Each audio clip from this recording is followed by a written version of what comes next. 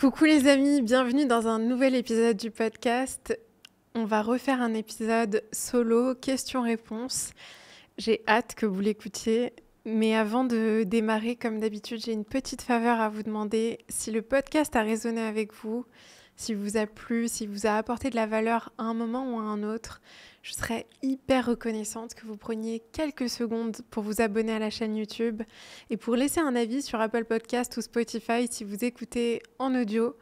Ça donne beaucoup plus de visibilité au podcast et moi, ça m'aide à savoir que le contenu que je vous propose, il vous apporte de la valeur et il vous aide au quotidien. Je vous souhaite une très très très belle écoute. Alors, la première question à laquelle je vais répondre, c'est comment bien s'entourer quand on entreprend et quand on démarre son business ? Ce qu'il faut savoir, c'est que pour moi, ton entourage, c'est un des critères les plus importants qui va déterminer si tu vas réussir ou non. Avec le temps, je suis devenue beaucoup plus dure sur qui est-ce que je laisse dans mon cercle proche. Pourquoi ? Parce que la plupart des gens réalisent pas à quel point ton entourage détermine ton succès. C'est presque le facteur numéro 1 qui va déterminer jusqu'où tu vas aller et si oui ou non tu vas réussir ce que tu entreprends. Aujourd'hui, quand je réalise que je suis entourée de quelqu'un qui m'envoie des pics, qui se moque un peu de ce que je fais, qui me donne honte de ne pas sortir en soirée le week-end, de ne pas me bourrer la gueule, de me coucher tôt ou d'aller au sport. Cette personne-là, j'ai absolument aucun scrupule et aucune culpabilité à la couper de ma vie comme ça. Pourquoi ? Parce que je suis tellement consciente de ce que cette personne va avoir comme impact dans ma vie si je la garde dans mon cercle, si je continue à entretenir cette graine dans mon jardin intérieur. Ce qui va se passer, c'est que cette graine, elle va pousser de plus en plus. Elle va commencer à m'influencer, à prendre de la place à l'intérieur de moi. Je vais commencer à douter de moi, je vais commencer à me remettre en question, à croire que je suis bizarre, que j'ai un problème, que je suis pas normale. Mais en fait, moi, j'ai envie de m'entourer de personnes qui me poussent vers le haut. J'ai pas envie de m'entourer de gens qui me font sentir que c'est bizarre d'être qui je suis. J'ai envie de m'entourer de personnes qui m'encouragent, qui me poussent à avoir encore plus d'ambition plutôt que de personnes qui me disent « Oh, ça va, t'es toujours pas satisfaite. Ça te suffit pas. Quand est-ce que tu vas être enfin contente et satisfaite de ce que t'as ? Mais tu peux avoir de la gratitude, tu peux être heureux, content de ce que t'as aujourd'hui et en vouloir plus. Et moi, j'ai envie de m'entourer de personnes qui m'encouragent à me dépasser, à aller plus loin, qui voient mon potentiel et qui ont envie que je brille encore plus plutôt que de personnes qui se sentent menacées par ma lumière, qui ont envie de m'éteindre, qui ont envie de m'étouffer parce qu'ils n'arrivent pas à accepter qu'eux-mêmes ne prennent pas les actions que moi je prends. Et donc, pour réussir à se rassurer sur leurs propres insécurités, ils vont me rabaisser, ils vont me faire des commentaires méchants, humiliants, ils vont me casser. Je vois pas une seule bonne raison d'entretenir ce genre d'amitié dans ma vie. J'ai envie de m'entourer de personnes qui me donnent pas honte et qui me font pas me sentir bizarre de pas vouloir me bourrer la gueule, sortir en soirée ou parce que je veux travailler le week-end. C'est mes choix et c'est ma vie. J'ai envie de m'entourer de gens pour qui c'est normal d'être qui je suis. Et je sais que quand je m'entoure de personnes comme ça, je brille encore plus. Je prends confiance en moi, je me sens bien, je me sens alignée. Alors que quand je m'entoure de personnes qui me font des commentaires, des remarques, des pics passifs-agressifs et qui me remettent sans cesse en question pour qui je suis foncièrement, je perds confiance en moi. Mon estime pour moi, elle se dégrade et je commence à croire que j'ai un problème et que je suis pas normale. Donc, entoure-toi de personnes qui aiment profondément qui tu es et qui ont envie du meilleur pour toi, qui apportent à ta vie.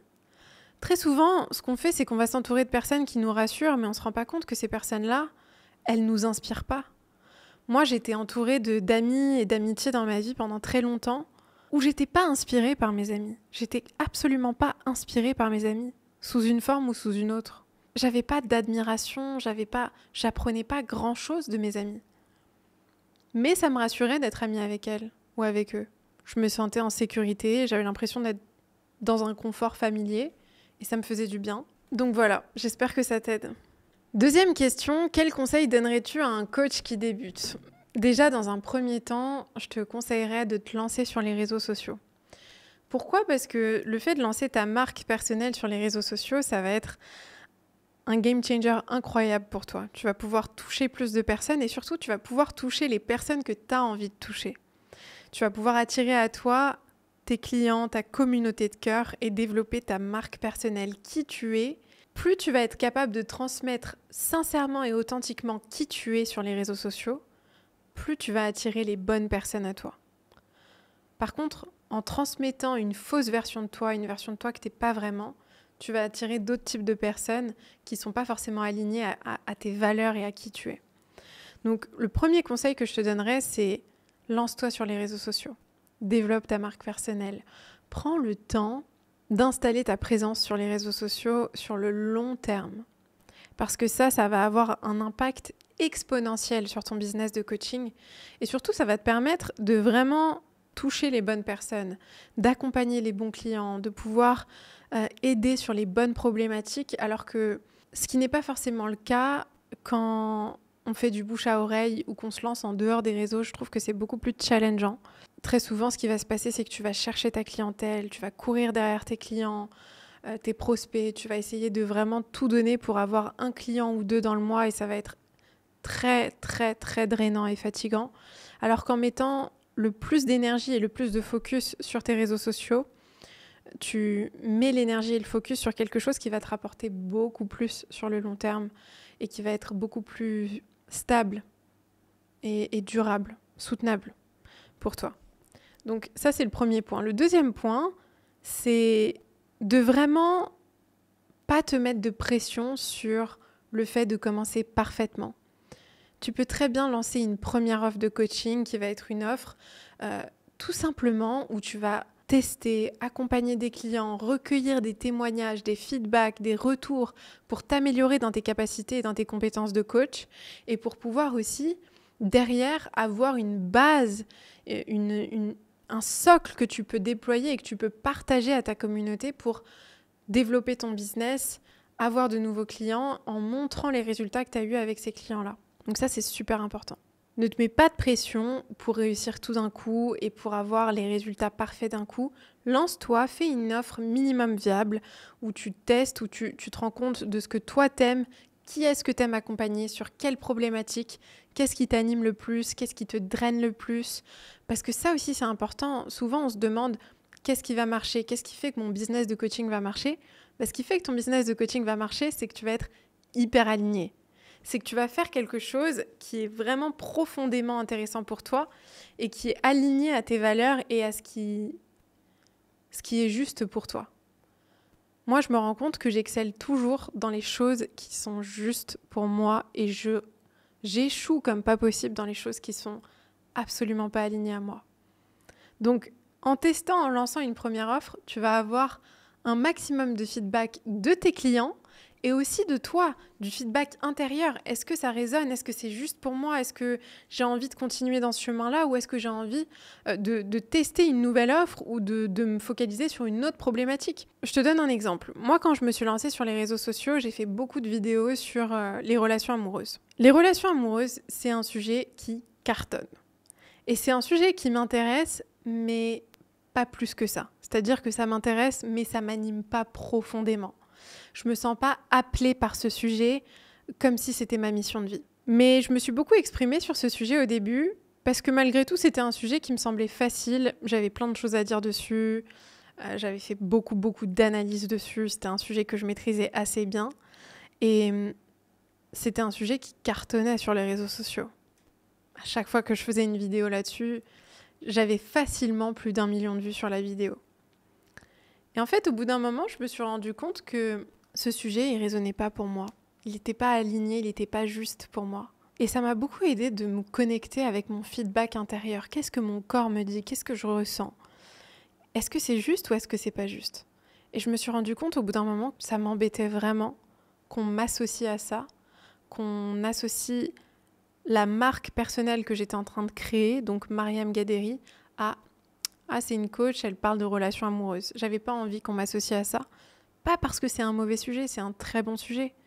Mais c'était pas ma mission, c'était pas ce qui m'animait le plus. Donc, avec le temps, j'ai réussi à trouver un peu mieux ce qui est juste pour moi. Et aujourd'hui, je sais que Je m'autorise à accepter que un des sujets qui m'anime le plus, au-delà du mindset et du développement personnel, c'est le business. J'adore ce sujet. J'adore le business, j'adore le coaching, mais le business particulièrement, ça m'intéresse énormément dans ce domaine-là. Et donc, je m'autorise un peu plus qu'avant à en parler, à aborder ce sujet.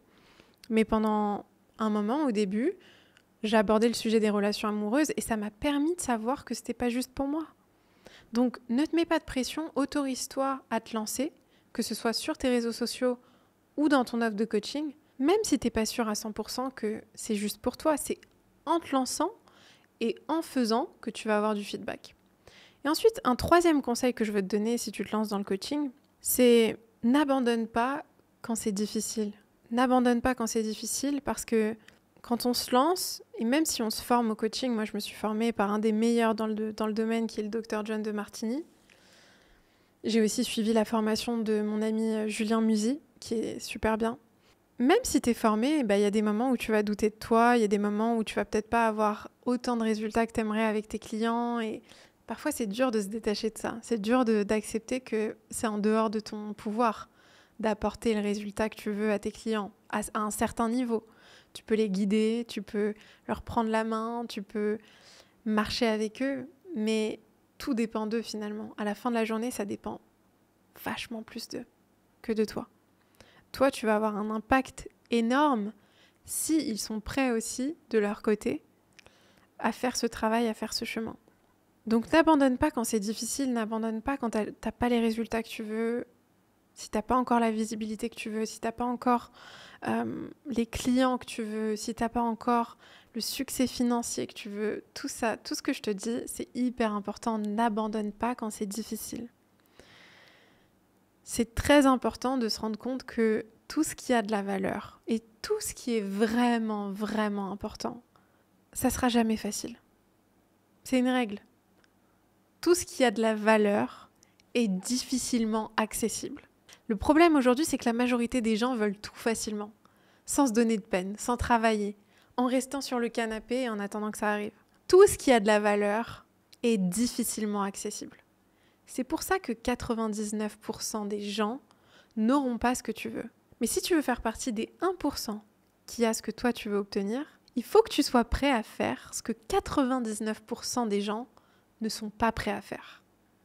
Si tu veux avoir ce que tu n'as jamais eu jusqu'aujourd'hui, il faut que tu sois prêt à faire ce que tu n'as jamais fait. Il faut que tu sois prêt à faire ce que la plupart des gens ne seraient pas prêts à faire. Et le problème dans la majorité des cas, c'est que quand tu vas commencer à faire ça, quand tu vas commencer à travailler plus que les autres, à sortir de ta zone de confort plus que les autres, la plupart des gens vont venir te projeter leur peur. Ils vont venir te dire « Mais ça va, t'abuses, repose-toi, pourquoi t'en fais autant? T'es jamais satisfait, sois content de toi. » Parce que d'une certaine manière, ils ont besoin que tu ralentisses la cadence. Parce que si tu continues à ce rythme-là, t'obtiendras probablement ce que eux auraient voulu obtenir, mais qui n'ont pas eu le courage d'aller chercher. Et donc pour se rassurer, ils vont te projeter leur peur, ils vont t'envoyer des petits pics, ils vont te faire douter de toi, ils vont remettre en question le pourquoi du comment tu fais ce que tu fais. Donc n'abandonne pas quand c'est difficile, rappelle-toi que ça va l'être, rappelle-toi qu'il y a beaucoup de solitude dans ça, mais que c'est juste temporaire. La difficulté, la solitude, tout ça, ça passe. Puis ça revient à un moment ou à un autre, et puis ça repasse. Et quand tu réussis à matérialiser la vision que tu avais dans ta tête et à la rendre réelle, c'est un sentiment tellement puissant et tellement incroyable que toutes les difficultés que tu as traversées, crois-moi, elles en vaudront la peine. J'espère que ce podcast t'a plu. En tout cas, moi, j'ai adoré le tourner. Et comme d'habitude, je t'envoie plein d'amour.